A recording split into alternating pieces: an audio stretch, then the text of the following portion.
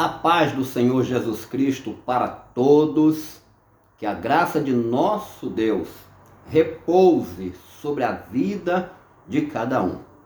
Gente, eu estou passando rapidinho aqui no canal O Renovo da Palavra e nesta oportunidade eu gostaria de gravar um vídeo interessantíssimo dentro do estudo das últimas coisas, que é a escatologia bíblica.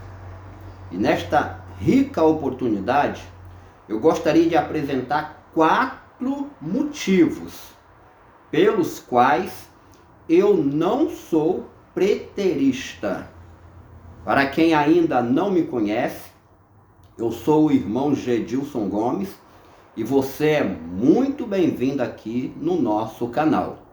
Porém, antes de eu apresentar os 4 motivos pelos quais eu não sou preterista, eu gostaria muito de pedir a você, se no final deste vídeo você gostar dele, não se esqueça de deixar o seu joinha, porque assim o YouTube compreende que o conteúdo é bom, é relevante e recomenda este vídeo para outras pessoas também assistirem, tá ok? O irmão Gedilson fica muito agradecido a todos. Então vamos lá? 4 motivos pelos quais eu não sou preterista. Em primeiro lugar, o que é preterismo? Gente, preterismo é um método de interpretação das profecias que relaciona todo o conteúdo das mesmas com o passado. Preterismo vem de pretérito, vem de passado. Os professores, os intérpretes das profecias bíblicas que adotam este método, eles entendem que tudo já se cumpriu lá no passado. Este daí é o preterismo radical, a vertente mais conhecida, mas também tem uma segunda vertente, que é o preterismo parcial. Para os preteristas radicais, Jesus já voltou, a grande tribulação já aconteceu, o anticristo já veio, etc. Tudo já se cumpriu no primeiro século, precisamente até o ano 70 depois de Cristo. Porém, os parciais preteristas, estes daí entendem que boa parte até já se cumpriu, mas a ressurreição, o juízo final e o retorno físico de Jesus à Terra ainda está no futuro, tá ok? Esta daí é a definição de preterismo e são as 2 maneiras mais conhecidas de se ver esta forma de interpretar a Bíblia. Mas vamos lá. Por que eu não sou preterista? 4 razões. A primeira razão pela qual eu não sou preterista está relacionado, gente, com a palavra parousia. Esta é a palavra grega que é mais usada no Novo Testamento para apresentar a segunda vinda. Parousia quer dizer chegada, presença. Ela aparece cerca de 24 vezes no Novo Testamento e parousia, ela sempre está relacionada com a pessoa presente. Sendo assim, já que esta palavra trata da segunda vinda de Jesus, a segunda vinda será visível, física. A presença do Senhor não será uma presença espiritual, como os preteristas alegam que Jesus já voltou no ano 70 depois de Cristo, de forma simbólica, espiritual, algo que não tem nem como ser comprovado. Vamos lá, vamos para algum texto bíblico que comprove que a parousia ela está relacionada à presença física. Paulo, inclusive, usou esta palavra em 2 Tessalonicenses para descrever a vinda do homem do pecado, o homem da iniquidade. Observe bem 2 Tessalonicenses capítulo 2, versículos 2 Tessalonicenses, capítulo 2, versículo 9. A esse cuja vinda é segundo a eficácia de Satanás. Observe bem que a palavra vinda aqui no original é parousia. Então, uma vez que Paulo empregou esta palavra para um ser, um homem, uma pessoa física, obviamente que nos demais textos onde esta palavra é empregada relacionada à vinda de Jesus, é porque também é vinda física. Gente, não tem jeito. Jesus nasceu de forma física, morreu de forma física, ressuscitou de forma física. Ele cumpriu o plano da redenção. E na redenção final, ele vem de forma física. Outro texto que deixa claro para nós que a vinda do Senhor será física é Atos dos Apóstolos, capítulo 1, muito conhecido da escatologia futurista. Atos dos Apóstolos, capítulo 1, versículo 11, eu já vou ler aqui para vocês. Os quais lhe disseram: varões galileus, por que estáis olhando para o céu? Esse Jesus que dentre vós foi recebido em cima no céu, ele há de vir, assim como para o céu o vistes ir. Ele subiu de forma física, ele vai retornar de forma física. Então esta daí é a primeira razão pela qual eu não sou preterista, porque a vinda é física. Vamos lá para a segunda razão pela qual eu não sou preterista. Eu não corroboro com essa ideia de que todas as profecias já se cumpriram no passado, no primeiro século, precisamente até o ano 70, inclusive que Jesus já voltou por ocasião da queda de Jerusalém. Gente, a segunda razão pela qual eu não sou preterista é porque dentro de uma compreensão passada, pretérito, os preteristas não conseguem explicar Mateus capítulo 24, versículos 29 e 30. Eu vou ler para vocês. Não só os parciais, como também os preteristas radicais não conseguem explicar o que Jesus falou em Mateus 24, versículos 29 e 30. Observe bem. E logo depois da aflição daqueles dias, o sol escurecerá, e a lua não dará sua luz, e as estrelas cairão do céu, e as potências dos céus serão abaladas.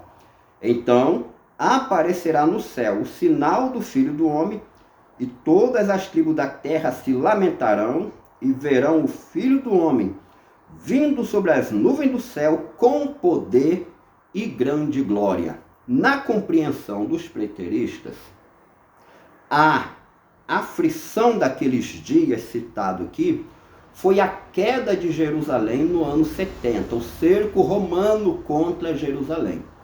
E Jesus voltou, segundo eles, em juízo contra Israel, em juízo contra Jerusalém no ano 70, e destruiu por completo a nação de Israel. Mas tem um problema aqui, que é a segunda razão pela qual eu não sou preterista. Jesus está dizendo aqui que a sua vinda é logo depois da aflição daqueles dias. Ora, se na compreensão preterista a vinda de Jesus foi para destruir Jerusalém, como pode? Ele está falando aqui que haveria de voltar depois da aflição daqueles dias. Se esta aflição citada aqui foi o cerco romano do ano 70, o que Jesus veio fazer supostamente depois da aflição daqueles dias é bastante contraditório a ideia de dizer que Jesus veio em julgamento para destruir Jerusalém uma vez que o texto está dizendo que ele vai voltar depois da aflição daqueles dias. Vamos lá para a terceira razão pela qual eu não sou preterista. Razão muito simples, conhecida dos estudantes da Bíblia. Gente, Paulo escrevendo aos Tessalonicenses, no capítulo 4, do versículo 16 até o 17, Paulo está falando da segunda vinda de Jesus. Porque o mesmo Senhor descerá do céu com alarido, com voz de arcanjo e com a trombeta de Deus. A vinda de Jesus, de acordo com a compreensão dos preteristas, aconteceu no ano 70. Só que Paulo, ele descreve aqui dois eventos que estão entrelaçados com a vinda de Jesus. A ressurreição dos mortos e o arrebatamento da igreja. São dois eventos impossíveis de terem acontecido no primeiro século. São dois eventos que ainda não aconteceram. Então esta daí é a terceira razão, o terceiro motivo pelo qual eu não sou preterista. Porque a volta de Jesus está entrelaçada com a ressurreição dos mortos, e não houve ressurreição dos mortos durante o cerco de Jerusalém. A volta de Jesus está entrelaçada com o arrebatamento da igreja. Não aconteceu o arrebatamento da igreja no primeiro século. Não aconteceu ainda. O preterismo completo tenta um subterfúgio. Eles ensinam, aconteceu, mas foi de forma espiritual. Gente, esse argumento aí, ele não convence a praticamente ninguém.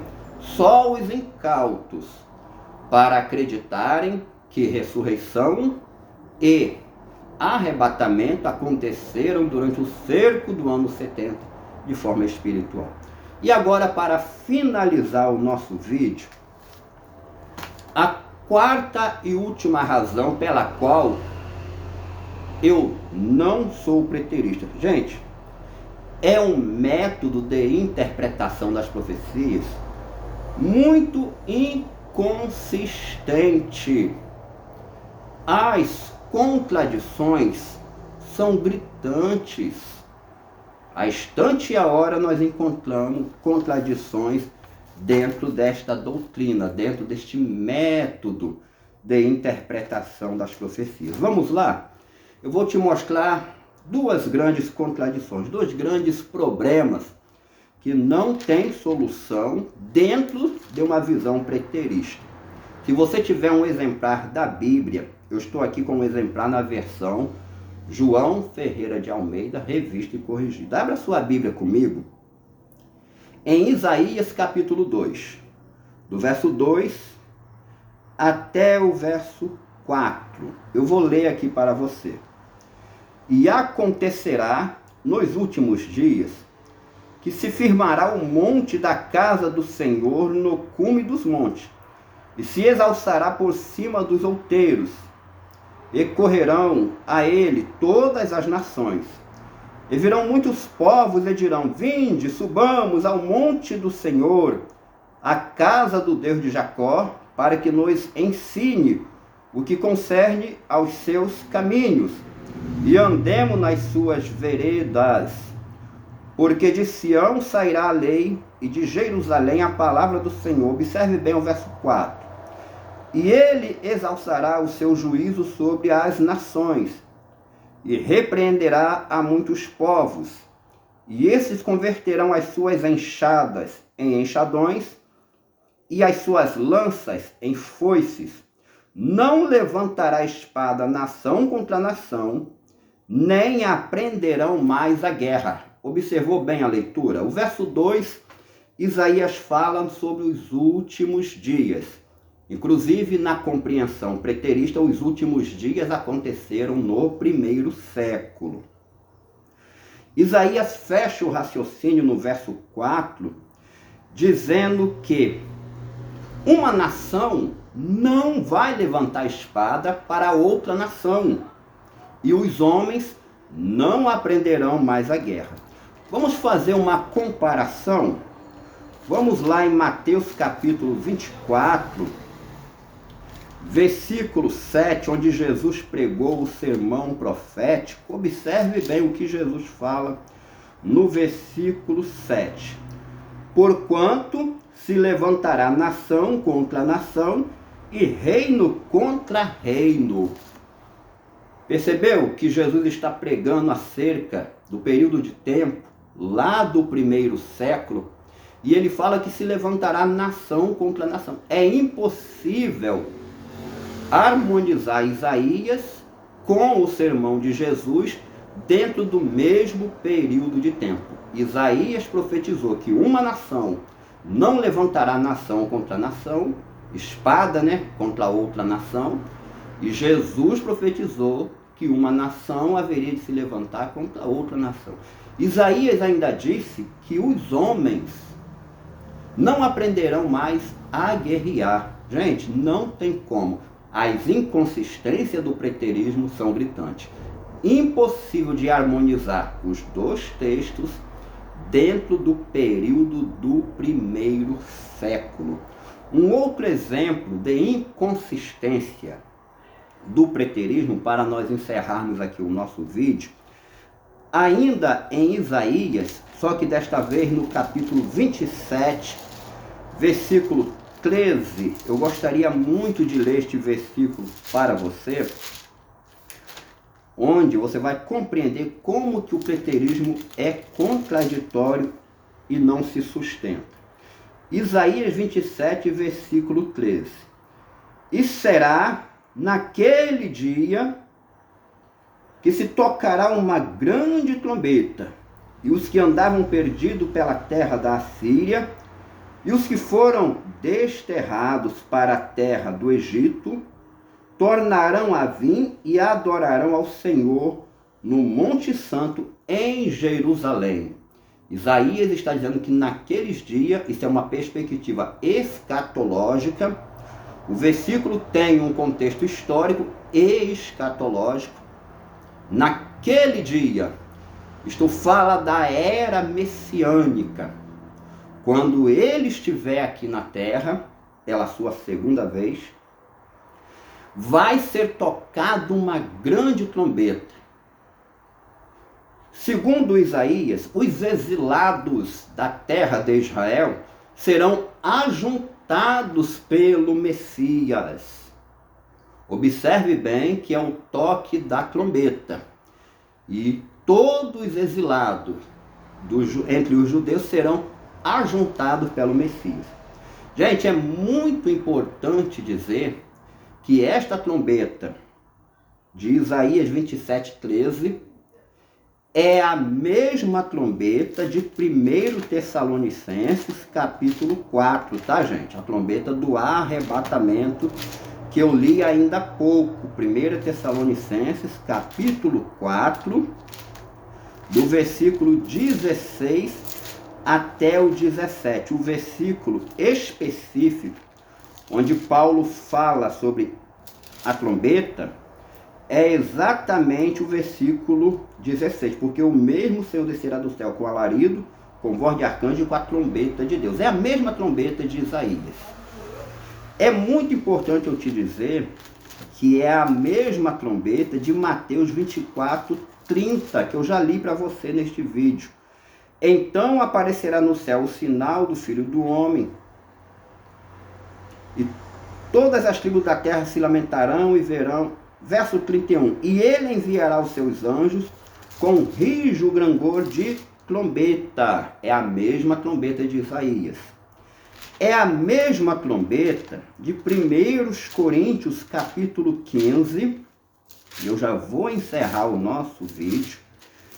Versos 51 e 52. Diz assim: Eis aqui vos digo um mistério, na verdade nem todos dormiremos, mas todos seremos transformados. No momento, num abrir e fechar de olho, ante a última trombeta.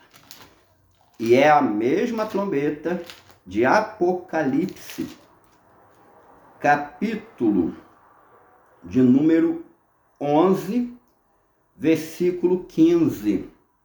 E tocou o sétimo anjo a trombeta. Então vamos recapitular. Isaías 27:13 fala do ajuntamento. Paulo fala sobre o arrebatamento. Paulo fala sobre a ressurreição e transformação dos corpos. Também o Apocalipse fala sobre derramamento de juízos. E como associar tudo isso, envolver tudo isso com o cerco do ano 70. É completamente impossível. Sem aprofundar mais no assunto, eu só quero te dar um exemplo. Já que Isaías 27:13 fala que o Messias vai ajuntar, sabe o que aconteceu no ano 70 depois de Cristo com os judeus? Lucas nos dá essa informação e aqui eu encerro o nosso vídeo. Lucas capítulo 21, versículo 24, ele diz assim: e cairão a fio de espada, e para todas as nações serão levados cativos, e Jerusalém será pisada pelos gentios, até que os tempos dos gentios se completem. Alto lá, Isaías profetizou que o Messias ia juntar, mas no ano 70, os judeus foram espalhados. Não tem como harmonizar o assunto no ano 70, no primeiro século. Se você gostou desse vídeo, as 4 razões pelas quais eu não sou preterista, tem muitas outras, tá, gente? Eu poderia fazer outros vídeos mostrando mais detalhes sobre a minha rejeição ao preterismo, tanto completo como parcial. Mas se você gostou dessas 4 razões, não se esqueça de deixar o seu joinha, compartilhe esse vídeo com seus contatos. No mais, o irmão Gedilson agradece a todos por estarem vendo mais um vídeo aqui no nosso canal. E como sempre digo, Maranata, ora vem, Senhor Jesus. Muito obrigado a todos e até o próximo vídeo, se Deus quiser.